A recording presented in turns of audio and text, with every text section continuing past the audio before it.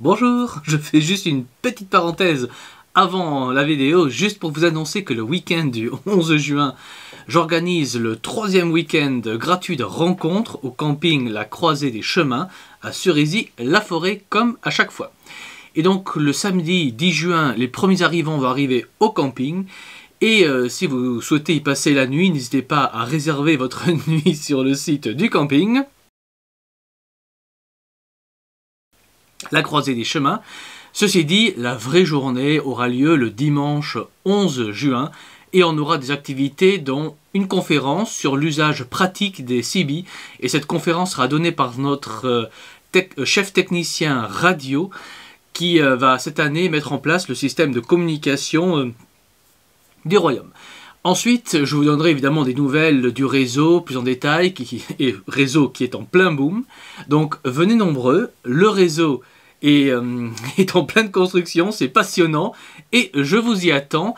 Et pour vous inscrire, c'est facile et c'est gratuit. Il suffit de m'écrire à l'adresse sous la vidéo, à l'adresse mail sous la vidéo qui est dans le descriptif, sachant qu'il n'y a que ceux qui sont inscrits gratuitement qui peuvent participer au week-end gratuit. Voilà, donc la petite pub est terminée et revenons à la vidéo du jour et je vous souhaite un bon visionnage. Ciao!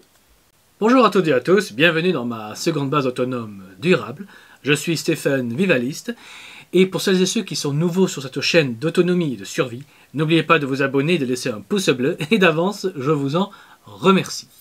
Et aujourd'hui, on va parler du collapse et plus précisément, on va parler de l'État qui se prépare méthodiquement au collapse, à l'effondrement en cours, et la masse à la ramasse ne s'en rend même pas compte, car trop préoccupée à se croire 1000 fois plus intelligent que tel ou tel ministre, ou à manifester pacifiquement dans la rue contre telle ou telle réforme.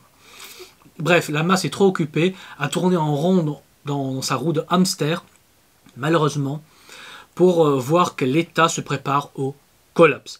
Et la masse devrait faire comme l'État et se préparer.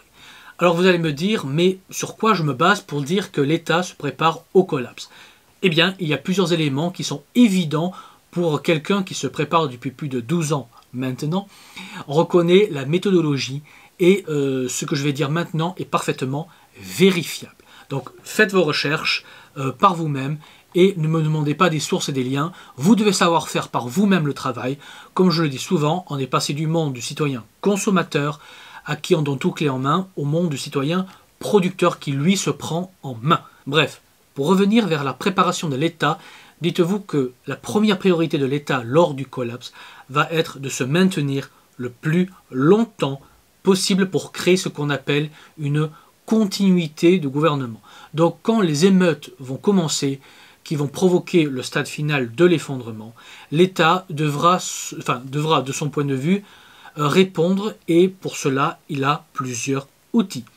Tout d'abord, il y a les fameux 90 blindés flambant neufs que Macron, le plus grand des présidents, a commandés et qui sont livrés et qui sont prêts à l'emploi.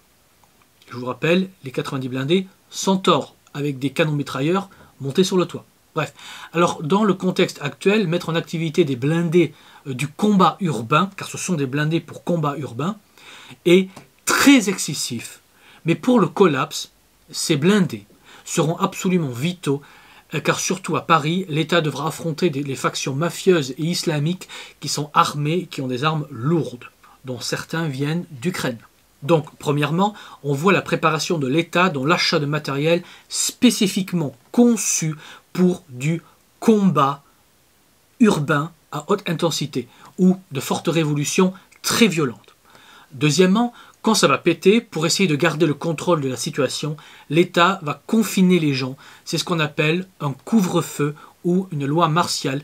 Et pendant 1 an et demi, l'État a pu tester un confinement du pays en temps réel. Ce fut un entraînement précieux et cela explique pourquoi l'État a mis en place un confinement excessivement long pour la situation. Donc oui, l'État s'est servi de la pandémie pour tester aussi les limites et la mise en place concrète d'un couvre-feu, d'une loi martiale ou d'un confinement. Et oui, qui dit loi martiale dit militaire dans les rues.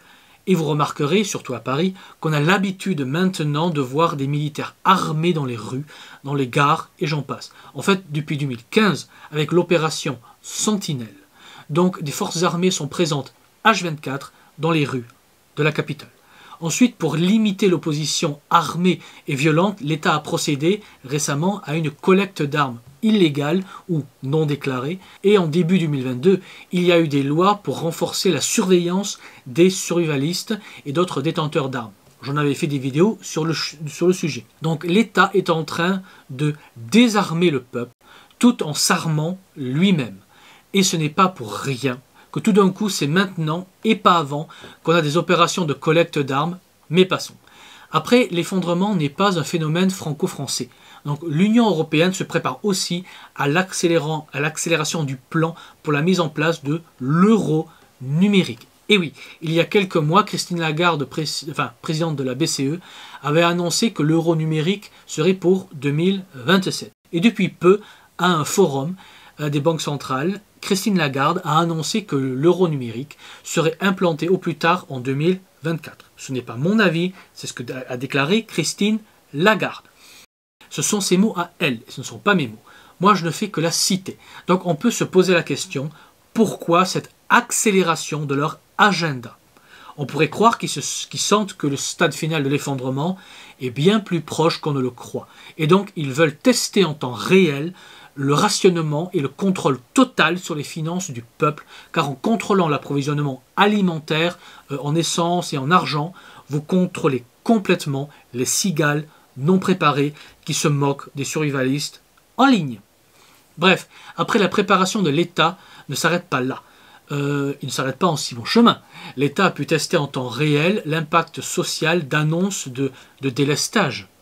Et commence à habituer, on va dire, le peuple, la masse, à des pénuries en gaz et en électricité, car au moment du collapse, l'approvisionnement électrique ou gazier sera perturbé, faute de pouvoir correctement faire tourner des centrales, mais surtout, faute de matériel et de capacité pour réparer les lignes et autres, des lignes électriques, ou des câbles, ou autres gazoducs endommagés par une chute d'arbres ou un acte de sabotage. Voilà, par exemple. Donc, on a intégré les pénuries énergétiques et maintenant on nous a préparé aux pénuries alimentaires avec le rationnement qui s'en suivra. Et si vous ne me croyez pas, allez voir les déclarations du PDG de Système U sur les rayons vides ou les déclarations d'Édouard Leclerc ou du PDG de Lidl qui parle des hausses de prix de 50% rien qu'en 2023. Faites ces recherches, vous verrez, les présidents des grandes chaînes alimentaires tirent la sonnette d'alarme. Et je ne parle pas des groupes agroalimentaires comme Cofigeo, qui ferment 80% de leur capacité de production alimentaire, faute d'énergie bon marché, qu'on produisait à 43 € le mégawatt en France. Mais passons. Donc, non. Donc non, à un moment, ce n'est plus de l'incompétence crasse. À partir d'un certain niveau de vilainie, c'est bien un plan clairement pensé et appliqué. Mais la masse préfère se croire tellement plus malin que des ministres qui ont tout un appareil administratif de renseignement pour les informer, mais tenir la populace par l'orgueil et la vanité est une stratégie de manipulation mentale, mais bon, ce n'est pas le sujet de cette vidéo.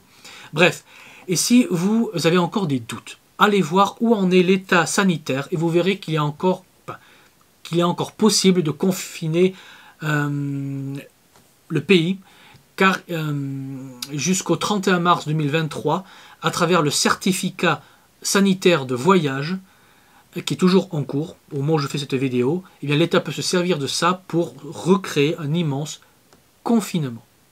Donc l'État, demain, peut déclencher un nouveau confinement, si Macron le souhaite. Donc notons bien la date du 31 mars dans nos agendas, car on doit surveiller si l'état d'urgence sanitaire va être remis au goût du jour ou pas. Ce sera un moment décisif pour voir si l'État garde ou se ferme une fenêtre d'action. Bref, ne vous y méprenez pas. Vous avez l'euro numérique et vous aurez des rationnements. Ce sont les étapes naturelles pour le pouvoir de se préparer au collapse. Et se préparer au collapse pour l'État signifie bien se maintenir par tous les moyens au pouvoir. Et ce n'est pas pour rien non plus que le pouvoir va maintenant investir de fortes sommes dans l'armée. Alors officiellement pour aider l'Ukraine, mais concrètement c'est pour moderniser l'armée afin qu'elle soit prête, entraînée, équipée pour le collapse. Donc ne soyez pas une cigale passive et préparez-vous. Travaillez à votre autonomie et rejoignez un réseau parallèle pour survivre au collapse, car malgré tous ces efforts, le pouvoir en place ne peut que gagner du temps par une répression sévère. C'est ce que les républicains ont toujours fait à travers l'histoire, contrairement aux rois qui ont toujours préféré perdre la tête ou perdre le pouvoir, enfin perdre la tête comme Louis XVI ou perdre le pouvoir comme Charles X ou Louis-Philippe, plutôt que de tirer sur la foule en colère, alors que les républicains tirent systématiquement et toujours sur le peuple, que ce soit les grévistes qui sont chargés par la gendarmerie sous Clémenceau. Je vous rappelle aussi que les républicains servent toujours les intérêts étrangers. Donc attendez-vous au pire des républicains. Dans l'histoire prouve que lorsque la bourgeoisie, surtout d'affaires, se sent menacée, elle devient très agressive, extrêmement violente et envoie ses chiens de garde. Car eux ne font jamais le travail. Les nobles, eux, au moins, ils allaient sur le champ de bataille, en première ligne. Les bourgeois républicains, eux, envoient les enfants des autres, tout en protégeant leurs propres gamins. C'est toujours comme ça que ça se fait, chez les bourgeois. Bref, quand les bourgeois se sentent menacés, ils deviennent violents et agressifs, et on aura des zones de non-droit où l'État sera complètement désengagé, parce que simplement, ils rapatrieront les forces de l'ordre pour protéger leurs petites maisons, leurs petites zones à eux, abandonnant d'abord les campagnes ou les zones plus périphériques. Donc on aura aussi des zones de non-droit, où l'État sera complètement désengagé. Ça existe déjà d'ailleurs, des zones de non-droit. Ce sont les fameux territoires perdus de la République, il y en a à peu près 900 ou 1000 au moment où je parle. Et au moment du collapse, il y en aura beaucoup plus, et dans ces zones, la loi islamique ou des mafias, la loi des mafias sera appliquée et non pas la loi française. Donc fuyez ces zones qu'on peut visuellement reconnaître, entre autres, au degré de propreté des rues, car une zone où les rues sont dégueulasses montre que la population qui vit sur place est complètement asociale et sauvage, donc il ne respecte pas son environnement, donc se comporte généralement de manière sauvage, et au moment du collapse se comportera encore pire, aura un comportement de sauvage au moment du collapse. Tenez-en compte, regardez bien la propreté des rues. Donc on aura des zones de non-droit, mais on aura aussi l'autre extrémité, qui sont des zones de dystopie tyrannique, où l'État sera hyper présent et contrôlera tout et tout le monde, de manière absolue et tyrannique. On le voit et on le constate tous les jours, et tous les jours on fait même de grandes manifestations contre ce phénomène qui est en cours. C'est en cours de mise en place, cette tyrannie. Les choses se mettent en place malheureusement, donc fuyez ces deux zones absolument. Donc les zones de non-droit et les zones où l'État sera hyper puissant. Ce sera principalement les centres-villes des grandes villes. Bref, donc là où il y a les riches. Donc fuyez ces zones absolument, car vous ne voulez ni vous retrouver entre les mains des fanatiques ou des mafieux, tout comme vous ne voulez pas vous retrouver dans des zones où il y a des confinements, de la loi martiale, des rationnements, des contrôles en tout, des réquisitions de tout. Mais passons. Donc faites des stocks et rejoignez un réseau local à la campagne, comme le réseau du royaume.